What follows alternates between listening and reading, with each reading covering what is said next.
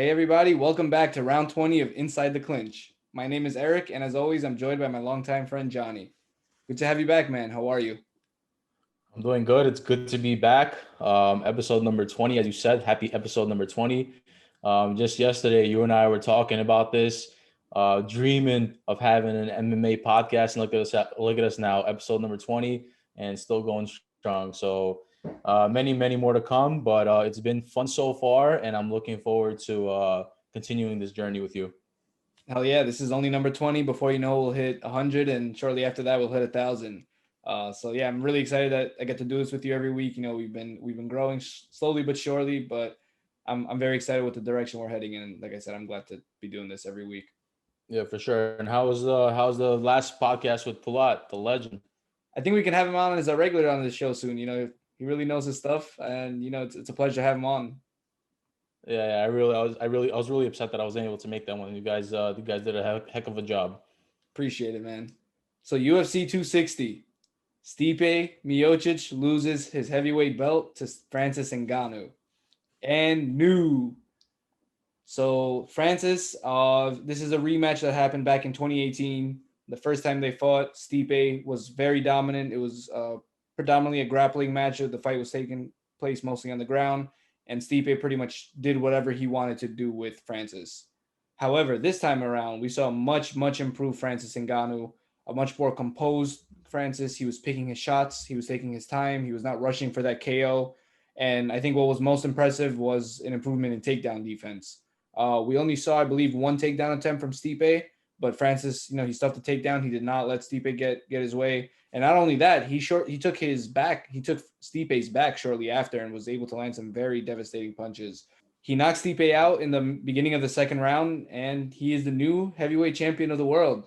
Yeah, so a lot of people were asking me before the fight. They were asking who I thought was going to win, and basing it off the last fight, I thought it was clear that Stipe was the better fighter because if you look at the last fight, it was the scorecards were 50-44 on all three judges' scorecards, and Stipe like completely dominated the first fight. He was able to take down Francis whenever he wanted. He was able to do anything he wanted whenever he wanted. And this fight, we were able to see how much Francis has grown in the past few years or so. He said they fought in 2017, right? 2018, I believe. 2018. So since that time, he's had 4 or 5 fights. Most of them ending within like the first few minutes. We're witnessing the evolution of Francis Ngannou. He's not really the same fighter, not just that one-dimensional striker anymore. You see his takedown defense. You see his fight IQ has developed. He's just a completely different fighter, and no better man to be the champion. Not that Stipe is a bad man. It's hard to see Stipe lose because Stipe is such a good ambassador for the sport. One of the most decorated heavyweights of all time. A firefighter, a guy that gives a lot to the community. So it's hard to see him lose, but I feel like now it's a different time, and it's time for Francis Ngannou to show the world who he really is. So I can't be more happier than I am for him as I am right now. He's no better man, as I said, to get this title. So let me ask you one thing that's been a big narrative about this fight. A lot of people were talking about Stipe's weight difference in the second fight. He came in a lot lighter. Do you think that played a factor in his loss this time around? I mean, it could have played a factor, but I don't think it was a factor that changed the fight. I feel like if they both came in at 260 pounds, I feel like the fight would have probably ended the same way. I don't feel like the 30 pounds is an excuse for Stipe to lose. Francis Ngannou is just a better fighter at this time. Stipe is not the same fighter anymore. He's older now. He's been through many wars with Daniel Cormier. He's been hit so much. And I was just watching an interview with Brendan Schaub, and they were saying how they were watching a video of Stipe from about 5 to 6 years ago, and looking at him then and looking at him now, just his speech, the way he talks, like now he just like you don't understand anything he's saying now.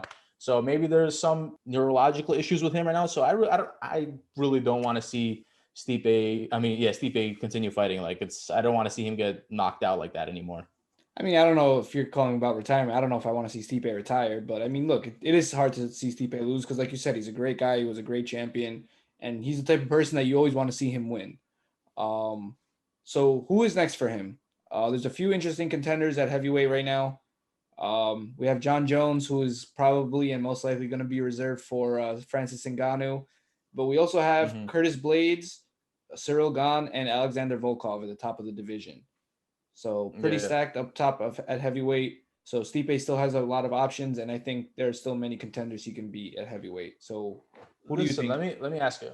Okay, so as you said, if Stipe wants to continue fighting, I don't know if he wants to continue fighting. He released a statement basically saying like it's hinting that he's going to return, right? But like, what else is there for him to accomplish anymore? He's not going to come back to the sport and become the champion anymore. It's just like not going to happen anymore. I don't think.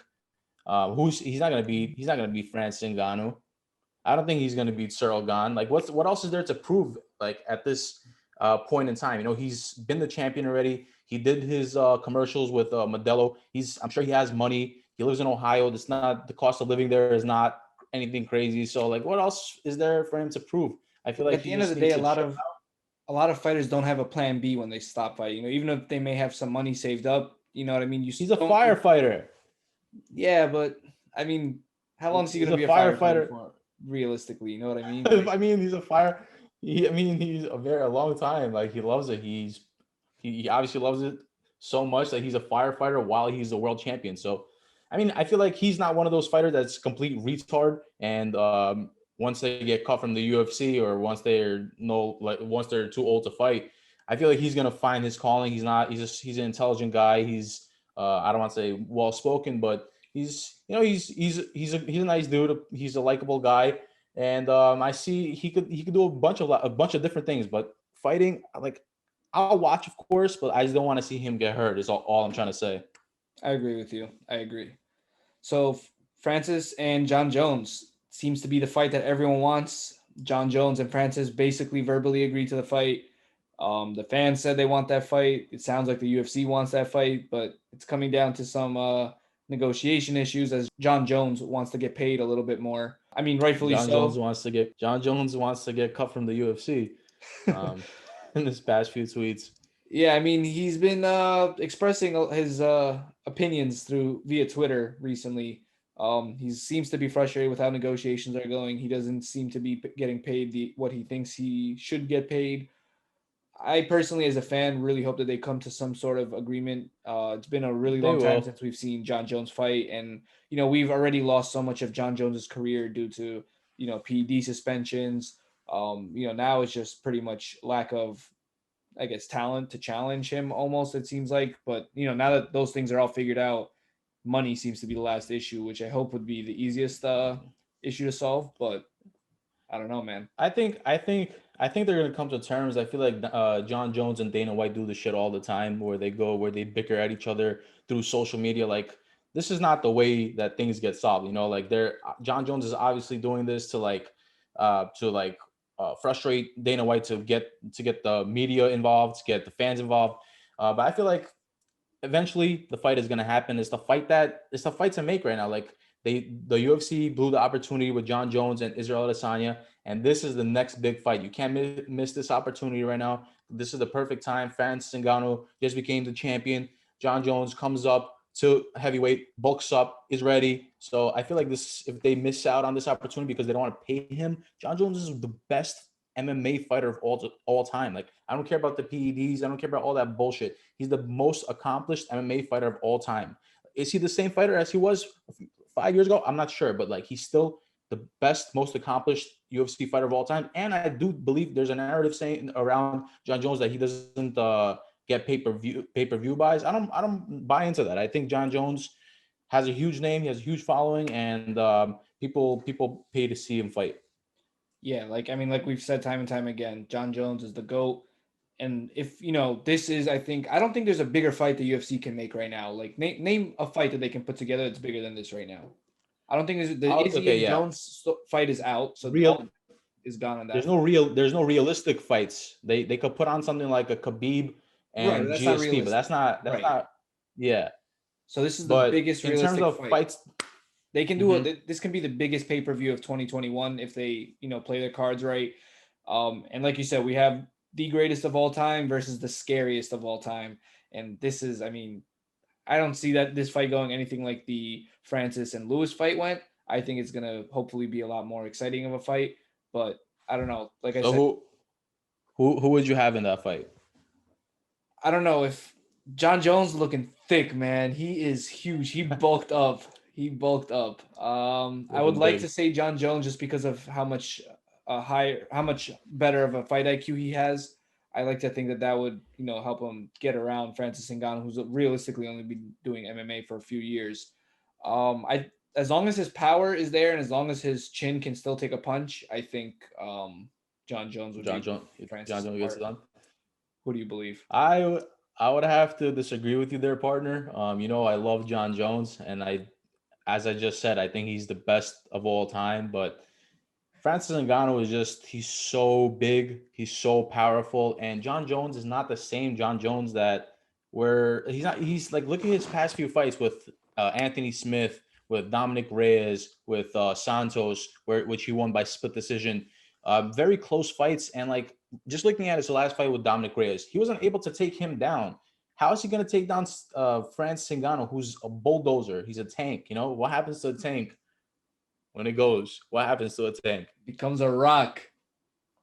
Exactly. So I don't know. I don't see how John Jones is gonna make this happen. I mean, like if he fights a smart fight, he keeps it at a distance, he outsmarts Ngannou. I feel like that's the only way to victory. But I feel like Francis Ngannou is just too strong, too powerful at this time, and John Jones is also going to be moving up in weight. He's going to be a little slower, I would assume. So I don't know. It's very interesting, and it has to happen. It can't be one of those fights that the UFC talks about, and it just never happens. It has to happen. We, as the fans, deserve it, and Dana White. No So excuses on this one. yeah, facts. So the co-main event of this past weekend was Vicente Luque defeating Tyron Woodley via submission in the first round. It was nearly 4 minutes in. He had a Darce choke, and it was a very, very impressive performance from Vicente Luque. In my opinion, I think I was impressed the most just to see how hard of a time he had to overcome Wonderboy, or he lost to Wonderboy, but how hard of a fight that was for Vicente Luque. And then just to see how well he was able to fight Tyron Woodley, which is someone that has fought, 50 minutes with Wonderboy and very, very close fights. So just to see Vicente Luque have such a dominant performance from the start, I was very impressed by it. I think Vicente Luque has a very bright path in front of him as long as he can keep up his good work. Yeah, he looked phenomenal. In terms of Tyron Woodley, I feel like he came out in this fight a little bit differently than he usually does. He came out swinging. I feel like he tired himself out a little bit. But people are trying to say that this was the old Tyron Woodley, and that Luque shouldn't think that he was fighting like a bad version of Tyron Woodley. But I feel like this was not the same Tyron Woodley that we saw 5 years ago. Woodley did come out. He came out aggressive. He came out swinging. He came out desperate. But Luque was able to catch him. He was able to submit him. So I don't really know what's next for Woodley. His road in the UFC is coming to an end.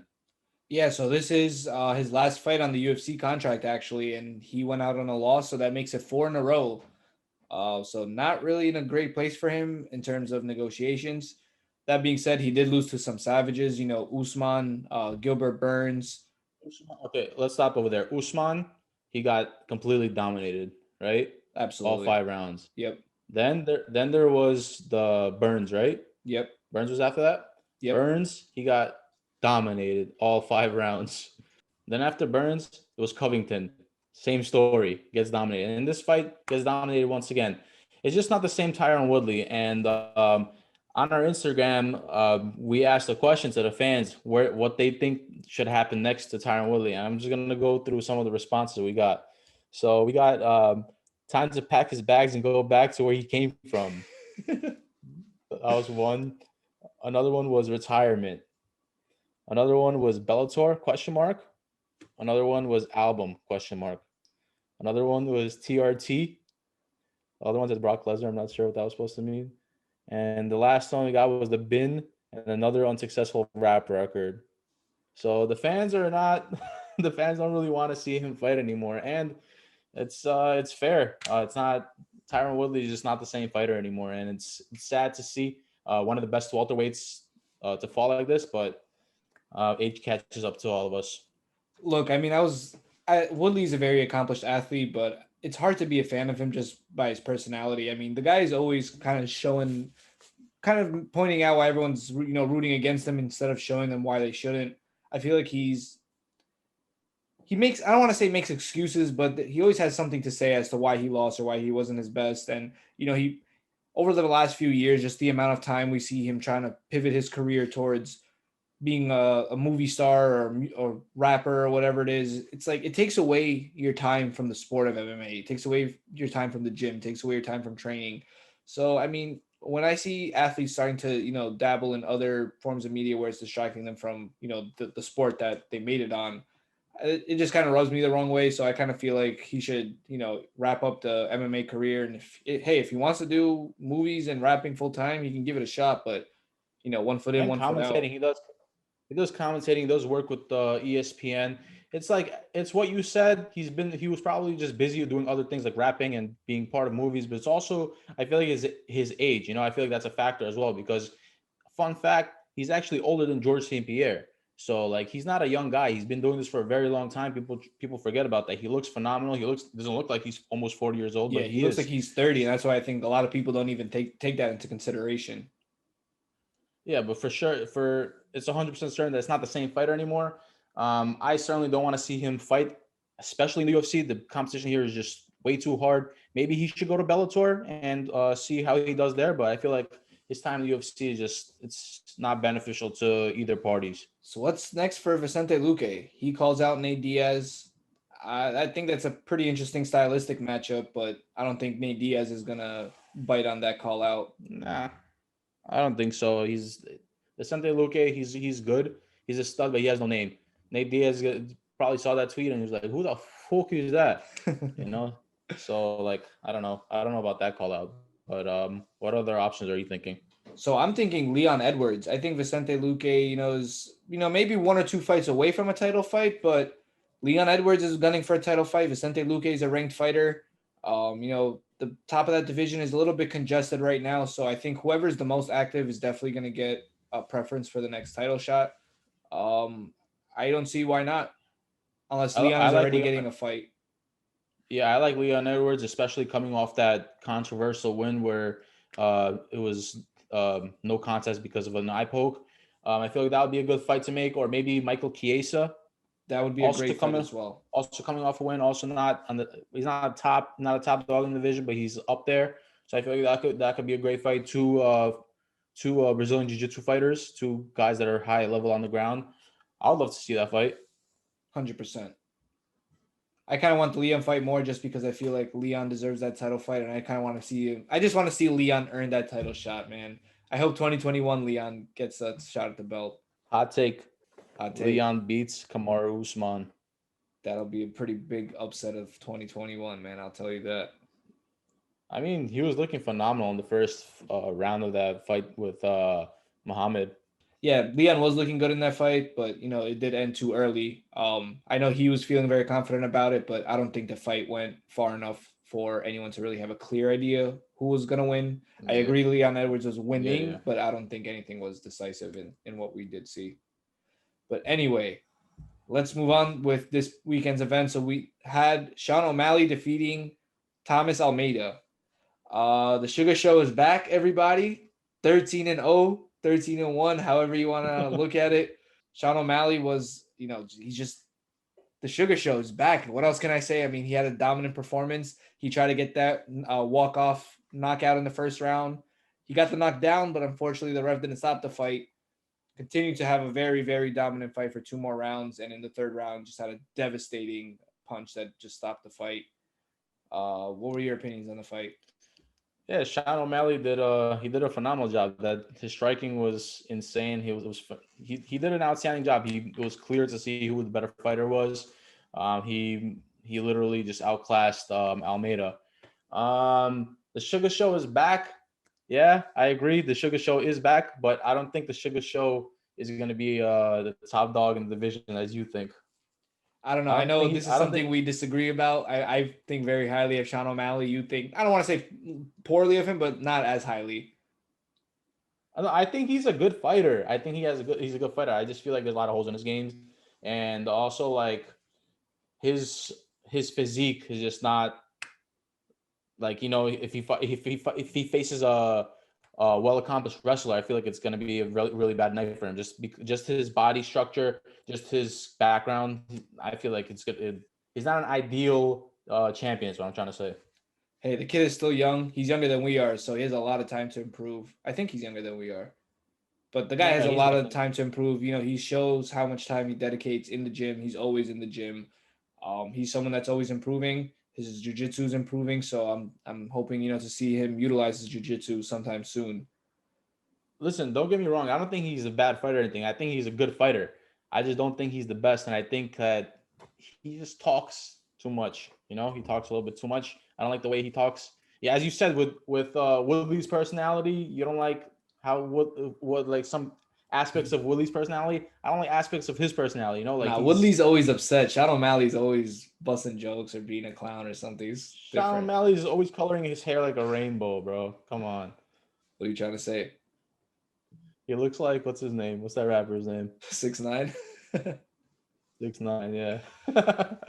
Yeah, Yo, but pretty much. one They're like, thing, honestly, I feel like since I don't know if it's 2021, I don't know what happened, but I feel like the commentary has been getting very, very biased and very bad on the UFC yeah, events. that's Like on this I fight, they were talking a lot of shit that Sean O'Malley didn't go ahead and finish the fight right away, and most of that crap is just led by DC just talking shit because he's a fucking idiot. DC and Rogan. No, you don't think Both of Rogan them. I too? think just over the last few events, they've been overly criticizing fighters, and not you have to take into consideration they're fighting in the apex.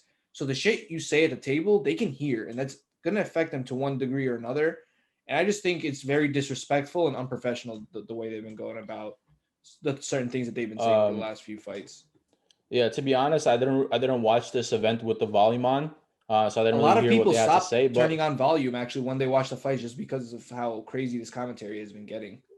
yeah, I wouldn't be too opposed if I saw Joe Rogan not do this anymore. Not because I don't like Joe Rogan, but I just feel like his time in the UFC has passed. He's too. As I said before, I think he's just too big for the UFC now. He just does too many things. He's a comedian. He has the biggest podcast of all time. For And now. Daniel Cormier, you're not gonna get rid of him. Honestly, he's gonna be there. He's gonna be there. So who do you want to see Sean O'Malley fight next? I have a What few else? good ideas, but I kind of want to hear your So, thoughts first. so Sean O'Malley, who do I want to see him fight next? Take into I would want to. consideration he's unranked so far. He has a lot of hype behind him, but he's unranked. I want to see. There's talk about him fighting Dominic Cruz. I want to see that fight. Yeah, I think that fight is great. I think stylistically it'll be very interesting. Dominic Cruz is very unorthodox, but Sean O'Malley, he seems to be able to solve everybody's puzzle. And for the benefit of Sean O'Malley, Dominic Cruz is a big name for his resume. It's going to be, I think, the biggest name that he'll be able to take advantage of so one Hundred far. percent. So I think that fight makes a lot of sense. If not, I think the Jose Aldo fight would make sense for all the same reasons. I don't know which weight class Jose Aldo is standing in right now. I know he didn't have the best welcome to 135, so I don't know if he's going to stay or if he's going to go. But that's another big name fighter that I think would make a lot of sense for O'Malley to fight. But if he can't get a Listen, big name, I think Cody Stamen might be the better person for him to fight. I guess to welcome him into the top 15 of the bantamweights. honestly, all those guys that you just mentioned, I'm down for. If he were to fight Jose Aldo and if he beats Jose Aldo, I'll officially say that I'm an idiot and I don't know shit, and I'll be on the Sean O'Malley bandwagon. But I don't know. I feel like Jose So Aldo would be a step up in competition. I would want to see that fight. The Cody Stamen fight would be a good fight too because of his wrestling background. But yeah, it's Sean O'Malley. Many fights to make for him. He's everybody wants to fight him too. So he's the hot commodity of bantamweight. I think 2022 he makes a title run. So those are the three biggest fights. The last three fights at UFC 260 this past weekend. Another notable win. Abubakar Nurmagomedov got his hand raised in a dominant 30-27 unanimous decision win. Pulat mentioned that he thinks that Abubakar is a journeyman fighter, and he doesn't think that he's as good as the rest of the Eagle Academy. Although I do agree yeah, with him. I don't know about the journeyman part, but hey, you got a very dominant one-sided win, and hopefully we see him back again soon. Yeah, he's not a journeyman like Artem Lobov, but I feel like he's gonna have like maybe a similar career with Zuba. Something like that. Maybe lose some fights here and there. He's obviously not the best. He won in dominant fashion, yes, but I feel like there's a lot of people in the division that could pose a threat to him. So, but I don't think he's a journeyman in any way. I feel like he's a tough night for anyone in that division on any single night. I agree with you.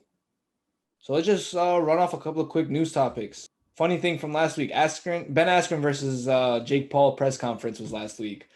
I don't know how many of you guys caught that. That was a bit cringy for my taste, at least. The two of them, I don't know. I feel like Jake Paul is like an immature high school child, just like the way he was going about talking shit and trying to get like attention. I feel like it's shit I heard when I was in high school.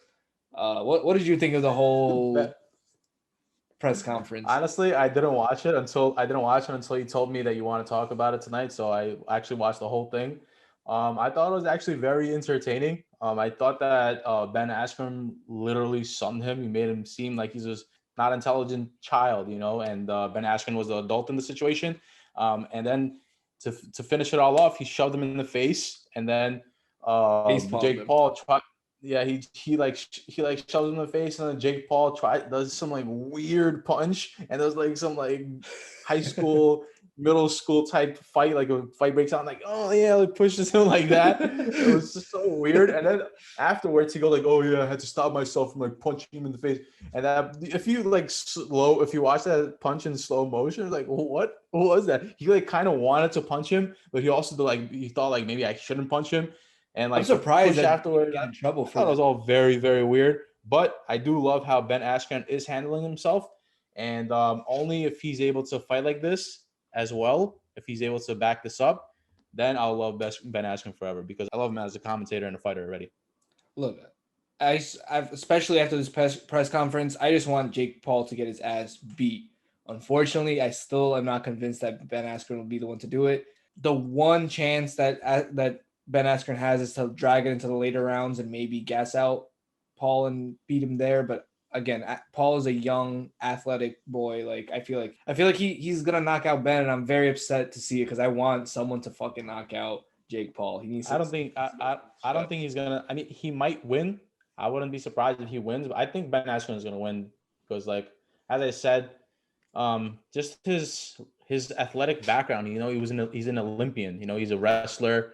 He's a UFC. One champion, a winner, a champion. He's a winner. He's always been a winner. He's an NCAA 2-time champion. So he's been winning all life. I know this is completely different, but it's also not, because he's been in the UFC. He's obviously trained his boxing. I know it doesn't seem like he has, but he has to have trained his boxing if he wanted to come in and fight people in mixed martial arts. You know what I'm saying? So this is nothing new for him. But I wouldn't be surprised if Jake Paul wins, but I am rooting for Ben Askren. I'm not rooting for Ben Askren. I'm not rooting for Jake Paul, but I do think he will get his hand raised. But moving on. Yeah. Legend Miesha Tate announces she is trying to make a comeback with the UFC. This is coming after a 5-year layoff. She was once the champion of the UFC before Ronda Rousey beat her twice, got the armbar on her and took her belt. After Holly Holm got the belt from Ronda Rousey, Miesha Tate actually submitted Holly Holm and got the belt back. So a lot of taking and releasing of the belt, I guess, over her reign. So what do you think about this decision? Is it a right decision for her to come back? Is it not right? 5-year layoff, pretty significant. Yeah. I don't think it's the right decision for her to come back. So she left the UFC on a 2-fight losing streak. She lost to Amanda Nunes via submission, and she lost to Raquel Pennington via decision. And she's actually like talking shit to Amanda Nunes right now, which is such a bad move, because Amanda Nunes is literally going to destroy her. I'm not sure exactly why she's coming back to fight. I know she was commentating or doing stuff with One Championship. She's the vice president. She gave them like One Championship. Apparently, she gave them a 30-day notice that she's leaving and she wants to go fight for the UFC. And she had a conversation with Dana White, and Dana White apparently asked her if she's doing this for the money, and she said that she's not, and she just wants to come out there and fight. She's fighting someone that's not really anything special right now. Also coming off, I believe either on a 2 or 3 fight losing streak. What was her name? Marion Reneo. One thing I can just Yeah, say, Marion Renea. so I think it was a little bit weird. Like she is the vice president of another fighting organization, and instead of announcing a comeback within that organization, she kind of runs back to the UFC, which I thought just aesthetically looks a little bit weird, just as far as her representation of one championship. And one other thing she mentioned is like she's not just coming back to fight; she wants to come back and fight for the gold. And Nunez has the belt in that division, so does Miesha Tate realistically think that she can beat a Nunez who's been actively defending her belt when she's kind of been home? I don't know if she can do that. And also one really big factor that I think not so many people are talking about, Miesha Tate gave birth in June 2020. She's less than a year removed from giving birth, which, for any woman puts a big toll on your body. So is your body the same? Can you do the same things? It's hard once you have a kid, and, this is not her first child, but I don't know. It's very interesting. Yeah, I mean, listen, I feel like she could come back. She could definitely defeat some girls. Like just looking at her resume, she has a win over Holly Holm. She has a win over Jessica Ai, who's still active. She has a win over Sarah McMahon. Yeah, but all these girls so are she has a still win fighting over. today when she kind of stopped. You know what I mean? That's a big difference. Yeah, I know. I'm saying she has wins over girls that are still active today. They're still winning today. But I feel like she could come back. She could definitely win some fights. The girls in the division are not anything special, except that they're Top Amanda three. Nunes in the Yep. division, or maybe top one, top two in the division. So she could come back. She could make some money. She could have the publicity, have the fans watch her again if she really wants to. But in terms of going for that gold, I don't really see a future for that, especially if Amanda Nunes is in the way. Do you see Rousey taking a bait and coming back to fight Miesha again because they hated each other, or at least Rousey hated Miesha Tate? I mean, what's the point of that fight? Ronda Rousey beat her Money. twice. Money. She beat her twice via the I mean, signature. if Rousey's Ronda gonna come back, Rousey I feel like she's gonna come back against someone that she could definitely beat, in her opinion, which would be Miesha Tate. She did the arm lock. She did it on Raw 2 times. Yeah, she did the arm lock 2 times to her. So I don't think Ronda Rousey's going to come back. It's going to be so silly for her to come back. She's like, people see the holes in her games. It's never, you can't fix it at this stage in her life. So I hope she doesn't. And in terms of Miesha Tate, I feel like this is just going to be, she's going to come back. She's going to get her ass whooped and she's going to be like, bye. Yeah, so like I said, I don't think this is a great idea for Miesha Tate either. Mary Reneo, who's her opponent, announces this will be her retirement fight, so it's a little bit ironic as she's welcoming back Miesha Tate out of retirement. But I agree with you. I think it's a bit strange to see Miesha Tate coming back. So one thing I guess just to touch base on before we wrap up today's show, we have Bellator this weekend. It's going to be a very interesting card. But just to read off some of the names that are fighting, we have Patricio Pitbull is defending his belt against Emmanuel Sanchez. Pitbull, he's one of the biggest stars in Bellator, in my opinion. He's been very dominant champion. He still ain't. Ain't shit. He still ain't shit. You don't think? I don't know. Do you think he defends his belt this weekend? I think he defends his belt this weekend. Yeah, I know. I'm just kidding. I think he's a good fighter. But that fight with Michael Chandler, I don't think like he knocked down Michael Chandler. I think that fight was stopped a little bit too early. Do you think? Yeah, I think it was stopped a little bit too early. It could have gone a little bit longer, but Yeah, no, but I take that back. He's definitely a good champion, but he does a little bit too much shit talking. I feel like if he were in the UFC, he wouldn't be as successful. But hey, let the man have his confidence. Let him talk his shit. I'm gonna go with him this weekend.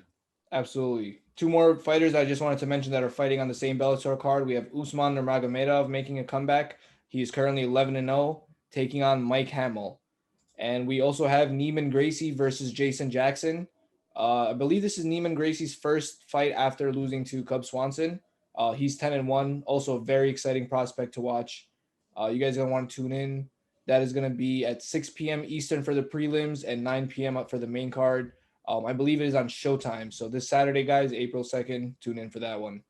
And also, there's no UFC this week. So if you guys are excited to watch some UFC fights this weekend, well, I have some bad news for you guys because there are no UFC fights this weekend. But Bellator is saving us this weekend, so we'll have some MMA fights to watch and digest and talk to you guys about. So, Eric, close us off. As always, guys, don't forget to like, subscribe, and comment. On Instagram, we are Inside the Clinch MMA. On Twitter, we are ITC MMA Podcast. And on YouTube and Facebook, we are Inside the Clinch MMA Podcast. Thank you guys for joining us. Catch you next week.